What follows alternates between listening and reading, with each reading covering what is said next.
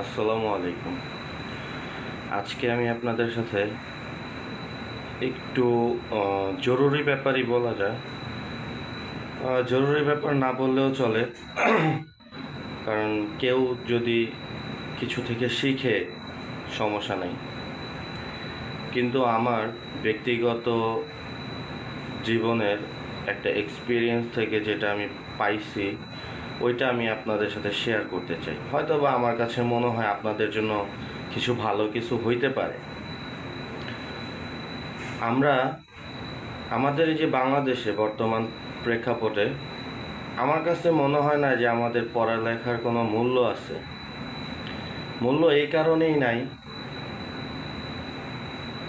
আমরা যারা পড়াশোনা করি আমরা শুধু টাকাই নষ্ট করি।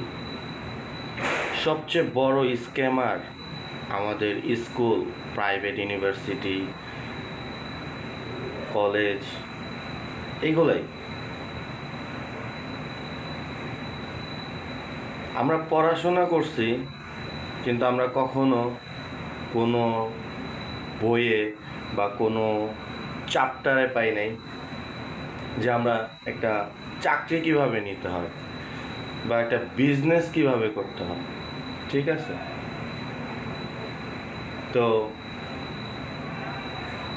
আমরা যারা মোটামুটি পড়াশোনা করছি বা পড়াশোনা জানি, মোটামুটি সাধারণ জ্ঞান আছে, তাদের কথা যদি বলা যায় তাহলে সাধারণ জ্ঞান মোটামুটি যাদের আছে তারাও সমাজে চলতে ফিরতে পারে, খুব একটা বেশি প্রবলেম হয় না। এখন বিষয়টা হচ্ছে, আমি আপনাদের সাথে আর কি যে জিনিসটা শেয়ার করতে চাচ্ছি সেটা হচ্ছে পড়াশোনা কইরা কে কি করতে পারছে এতটুক বিষয় দেখার আছে। আমার ছোটবেলা থেকে আমার বাবা মা আমাদেরকে নিয়ে অনেক পরিশ্রম করে, অনেক চেষ্টা করে পড়াশোনা করানোর। স্কুলে যাও, ভালো সার্টিফিকেট নিয়ে আসো, ভালো এক্সাম, ভালো রেজাল্ট। ভালো রেজাল্ট নাই, দেন প্রবলেম। এত কিছু একটা মানে রেস, পুরাটাই একটা আমাদের জীবনের একটা মানে বিশাল একটা অধ্যায়। কেউ স্কুলে পরীক্ষা দিচ্ছে 100 নম্বরের মধ্যে 90, 80, 85, 95, 99, 98, ভালো স্টুডেন্ট।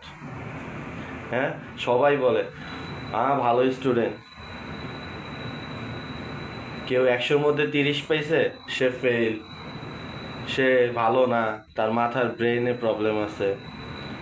আচ্ছা, আমরা পড়াশোনা করতে গেছি, আমরা শেখার জন্য গেছি, জানার জন্য গেছি, বোঝার জন্য গেছি। এই জায়গায় আমাদের একটা কম্পিটিশনের মধ্যে ফালায় দেওয়া হয়। আমাদের স্কুল টিচার, স্কুলের স্যার, ম্যাডাম, এনারা একটা কম্পিটিশনের মধ্যে ফালায় দেয়। কিন্তু এই কম্পিটিশনে আমরা শুধু ঘোড়ার মতো দৌড়াই, ফাইনালি রেজাল্ট জিরো। কেন জিরো? আমার এই ভালো রেজাল্টের কোনো দাম নাই তো। আমি স্কুলে পড়ছি x² + y² = xy +² এখন আমি এটা কি করুম? আমি তো পড়াশোনা করে আমি x²⁴ y² এগুলোর আমি মানে এই ক্যালকুলেশনের আমি কোন জায়গায় আমি মাথা খাটামু? মানে কি করুম? এইটার তো কোনো ওয়ার্ডই, আমি এই যে আমার লাইফে যে আমি পড়াশোনা করে বের হইছি, আমি এই চ্যাপ্টারের এই আমার এই সেক্টরের আমি ব্যাপারটাই জানি না, যে বুঝি নাই এখন পর্যন্ত, যে এই x², y², মানে এগুলোর আমি কি করুম? মানে আমার এটার কাজটা কি? কোনো কাজ নেই, কারণ আমাদের না কোনো জ্ঞান দেওয়া হয় না, আমরা কিছু সম্পর্কে জানতে পারি না। প্রবলেমটা হচ্ছে এই জায়গায়। তো আমার জানা মতে আমাদের উচিত পড়ালেখা খুব বেশি প্রয়োজন নেই, একটা মিডিয়াম লেভেল, ক্লাস 2, 3, সিগনেচার, 1 থেকে 100 পর্যন্ত টাকার অঙ্কটা জানতে পারা, জাস্ট সিম্পল ইংলিশে কিছু ওয়ার্ড জানতে পারার জন্য আমাদের ক্লাস 5 পর্যন্ত একটা ভালো স্কুলে পড়ালেখা করলেই ইনাফ, আর দরকার নাই। আমার আল্লাহ দিলে 2টা বাচ্চা আছে, 2টাই ছেলে সন্তান। আল্লাহর রহমতে আমি খুবই আল্লাহর কাছে সন্তুষ্ট। আমি ওদেরকে কখনো হয়তো বা ক্লাস 5-এর উপরে আর পড়াশোনা করাবো না। কেন করাবো না? পড়ালেখা আমার বাবা মা আমাদের করাইছে। আমরা এই যে এখন এই যে চাকরি করতেছি, আজকে ফ্রাইডে, তাও অফিসে, হ্যাঁ, কোনো লাভ আছে? নাই। পরে চাকরি করতেছি, তাও কি যদি সার্টিফিকেট হিসাব করতে যাই, আমার বাবা তো আমার পিছনে মোটামুটি 25-30 লাখ টাকা খরচ করেই ফেলছে। তো আমি এখন চাকরি করি 20-25 হাজার টাকার একটা স্যালারিতে, তাহলে আমার এই সার্টিফিকেটের কোনো মূল্য নাই। ওকে, অ্যাটলিস্ট বাংলাদেশে তো নাই, আর বাহিরে যদি এই সার্টিফিকেট নিয়ে যাই তাহলেও কোনো মূল্য নাই। তোমার অভিজ্ঞতা যে আছে তুমি ওইটার উপরেই চাকরি পাবা।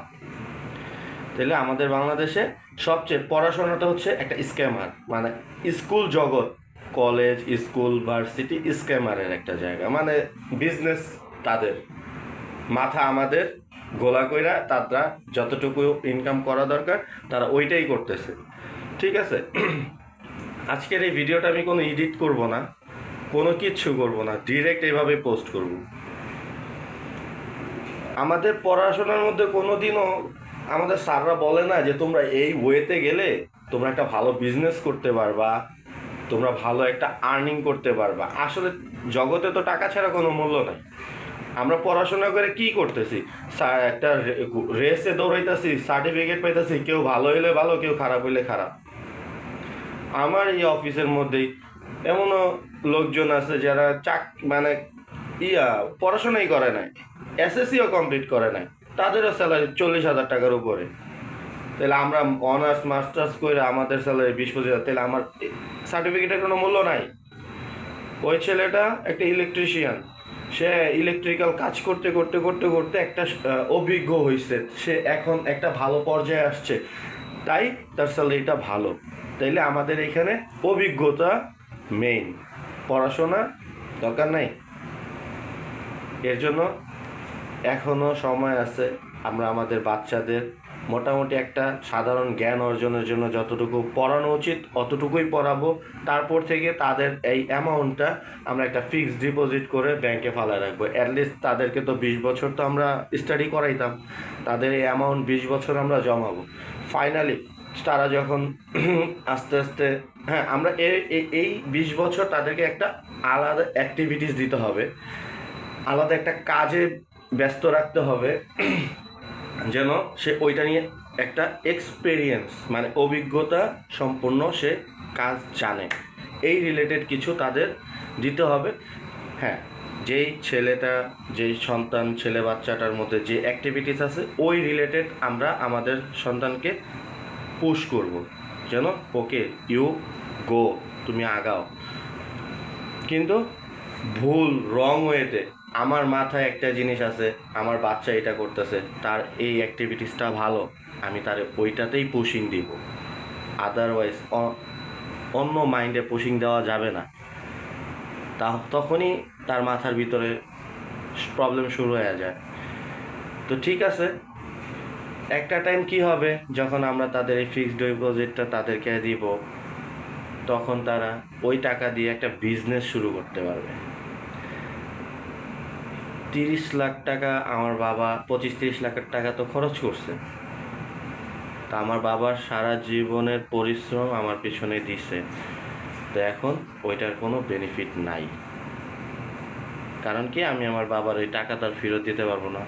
কেন পারবো না? যেই চাকরি করি নিজেরই চলে না। তো এর জন্য এখনো সময় আছে, এখনো আমাদের অনেক কিছু বোঝার আছে। আমরা এখনো সতর্ক হই। আমাদের এই সিচুয়েশনে পড়ালেখার কোনো মূল্য নেই।